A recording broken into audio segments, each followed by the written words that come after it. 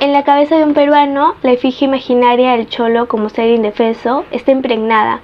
Para nosotros son seres que necesitan apoyo, seres que ocupan la cima, con S. Esta pirámide ficticia es distribuida por los que ocupan la punta. Pero es interesante percatarse que esa representación no es la macedonia. Los indios son seres truculentos y con poder, al igual que seres indefensos. Depende de qué fracción de la base de la pirámide observamos. Esa base se divide en pequeños espacios donde los personajes ostentan diferentes estatus según los roles que ocupan. ¿Qué mejor ejemplo que el de esta película, Retablo, para observar los diferentes tipos de roles en un mundo andino? Socialmente hablando, siempre se le ha atribuido al hombre el rol más importante, una clase que hegemonia masculina sobre lo femenino, así que hemos decidido comenzar por ahí. Noé, padre segundo, esposo de Anatolia, retablista y ser marginal del pueblo, ocupa tantísimos roles dentro de este pequeñísimo y apartado espacio ayacuchano que ha construido su propia jerarquización. Es curioso cómo el director ha elegido los planos para contar la historia, pues si nos percatamos y somos analíticos, se observa que el espacio está distribuido de tal manera que se asemeja a un retablo, lo que evidencia la relevancia de este objeto en la historia, y por ende su importancia de aquel que lo fabrica, el retablista. Y es ese mismo el papel que ocupa Noé, quien le transmite a su hijo la forma en la que se fabrica un retablo, lo que entabla una relación de yo sé más, así que te enseño, de maestro y pipiolo. Es claro que la edad y la experiencia pueden determinar el estatus, la superioridad de un rol, pero también considero que en un objeto funciona de la misma forma. Me explico. En ciertas escenas, presencia de ronderos es evidente, hay muchos, pero el espectador se percata quien ocupa el estatus máximo y es aquel que lleva en su mano un látigo como símbolo de poder sobre los demás. El retablista es un papel respetable, tampoco ocupa un estatus alto, pero sí lo suficiente para ser apreciado. Las personas admiran su trabajo y alaban la delicadeza y precisión con la que Noé los elabora. Arman pachanga incluso. Su esposa también aprecia su trabajo, lo respeta a él, lo ama. Ella misma lo dice en la película. Considero que es así porque de alguna forma él es sustento de la economía para su familia. Pero en el momento en el cual su hijo lo observa en el camión estimulando a un hombre sexualmente, todo cambia. Ya no es el padre admirado, sino un repudiado, en cierto sentido. Pero francamente, a partir de que Noé es descubierto, mientras mantenía relaciones con un hombre, es ahí donde hay una inflexión en la película. Su rol muta totalmente, ya no es el esposo querido, ya no es el retablista respetable del pueblo. El lado más negativo es que este suceso no solo afecta a Noé, sino a toda su familia. Su hijo tampoco es respetado, se burlan de él, incluso usando el término casa de Barbie. Era su casita de Barbie, ¿no? Su casita de Barbie, tu casita de Barbie, tu casita de Barbie. Además, su mujer por vergüenza opta por migrar a otro lugar.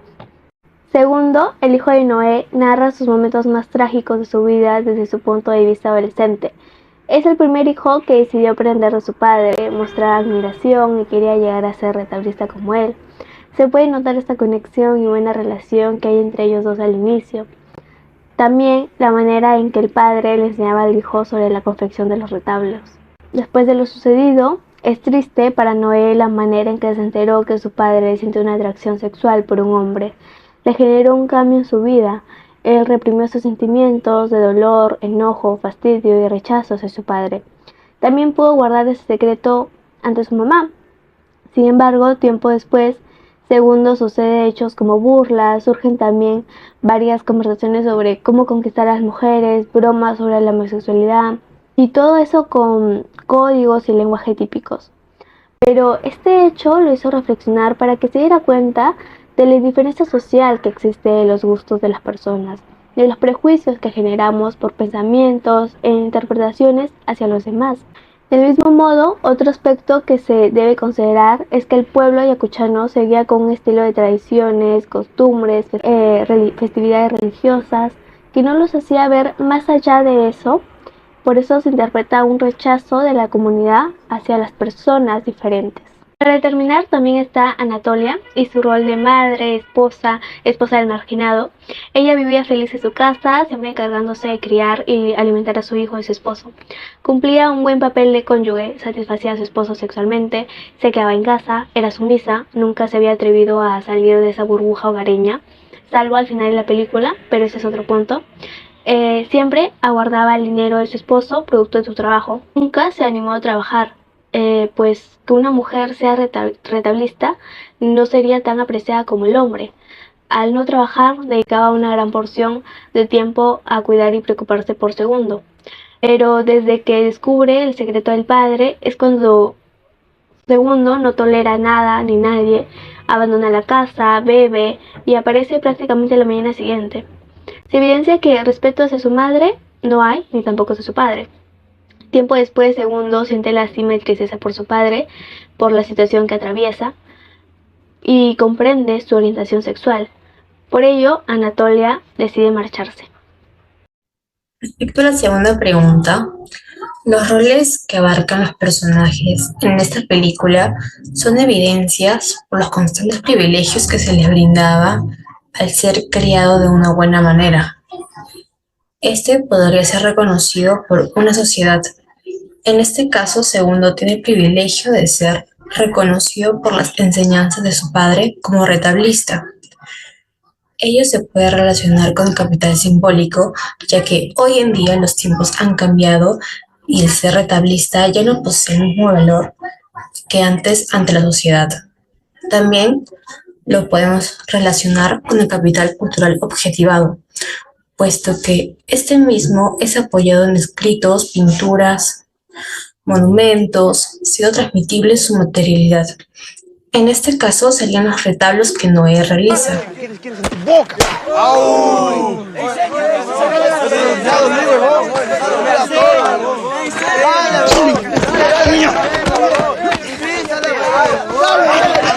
¡Suéltame, cabro, suéltame!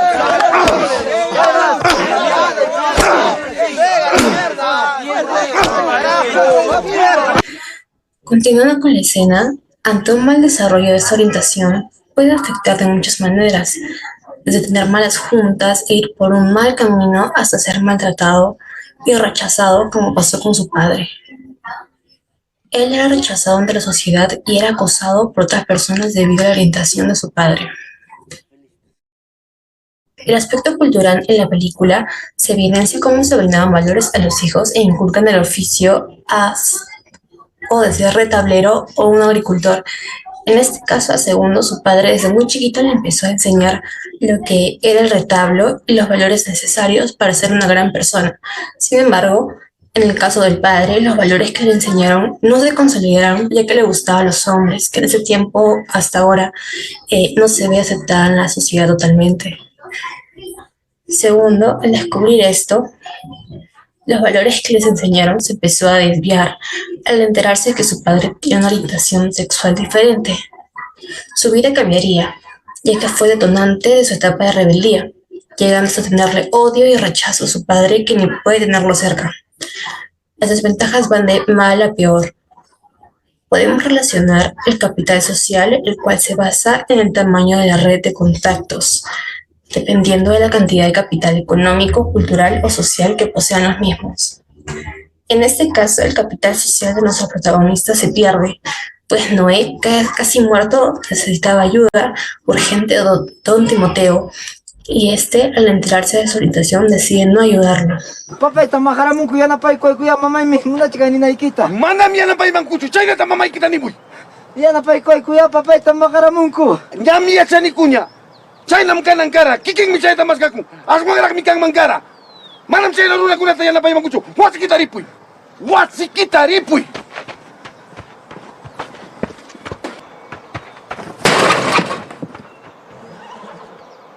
Por otra parte, Anatolia al enterarse trata de huir al pueblo de su madre junto con Segundo. Sin embargo, este se queda para cuidar a su padre Noé. Ano mo nang kitchen nyo kay Kuang Rita? Niway! Niway yung mataskamana mo ng kitchen! Manang papay takas sakiman chu sa payan da mamay. Por otro lado, al ser el encargado de repartir los retablos que su padre dio por terminado, serían los propios jóvenes y amigos quienes lo marginarían, en este caso destrozando su retablo. No es consciente que lo ideal es que Segundo debería marcharse, puesto que el rechazo de la gente le impedirá vender sus retablos. Aunque su trabajo es excelente, no será juzgado por su trabajo, sino por su orientación sexual. Por último, a la mañana siguiente, su padre aparece muerto en el pozo. Por otro lado, en el transcurso de la película se desencadenan una serie de problemas que poco a poco van opacando dichos privilegios y oportunidades. Una de las desventajas es que al pertenecer a cierta sociedad, la presión social, los estereotipos y prejuicios que tienen los demás influyen sobre ti. Ello se puede apreciar en la película, cuando uno de los personajes expresa ser homosexual y desde ese momento se puede evidenciar los constantes rechazos que recibe, como insultos, humillaciones constantes, tanto físicas como psicológicas, tanto como él como sus familiares cercanos. Posteriormente, en esa escena se puede apreciar y concluir como otra desventaja el hecho de pertenecer a una clase social baja y carente de educación. Desde el inicio de la película podemos notar la primera relación de poder dentro de aquella familia numerosa que está apostando para el retablo, en donde al parecer don Genaro, quien llama la atención a sus hijos, ¡Silencio! ¡Báltico, se está al metro! es el que tiene el más poder, pues podemos deducir que él es la cabeza de la familia. Otra relación de poder que podemos ver es el de Segundo y de sus padres, en donde son los padres quienes llevan el liderazgo de esta relación, y se puede apreciar mejor cuando la mamá le pide a Segundo que lleve todas las cosas de su abuelo, y este mismo le cuestiona por qué él y no su padre. Habla que mamá, para que ya pedí machanta. Y no es para que encutirimo que te llama. Paya pach, mi menampit nyo kakapay mo. Hamtam nichkaiki. Utjaima. Pues ese estaba claramente aún molesto por lo que había descubierto sobre su progenitor. Ahora, dentro de esa escena también podemos observar que hay una resistencia por parte de Segundo en no querer, digamos, obedecer a su madre, ¿no? Pero esto, sin embargo, siempre lo termina realizando.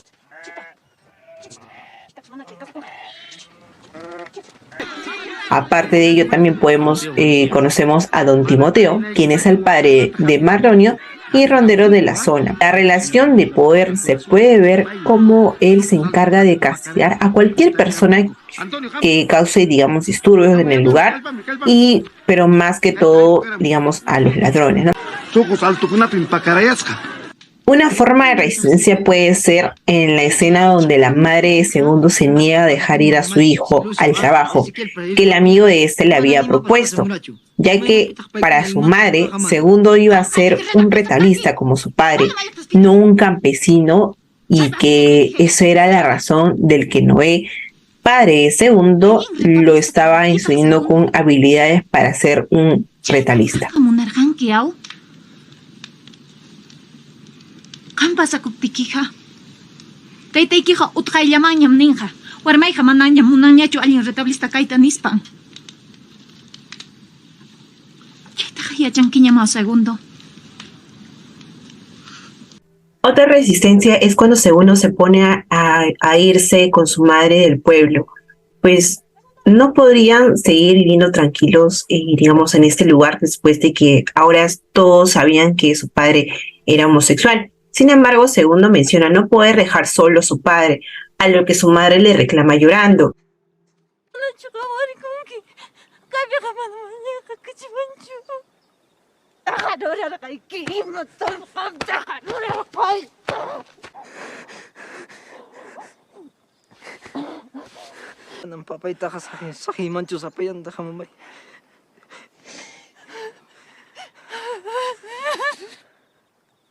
Por ejemplo, también tenemos la resistencia que podrías tomar, digamos, el rechazo del pueblo y que las personas supieran que el padre Segundo es homosexual.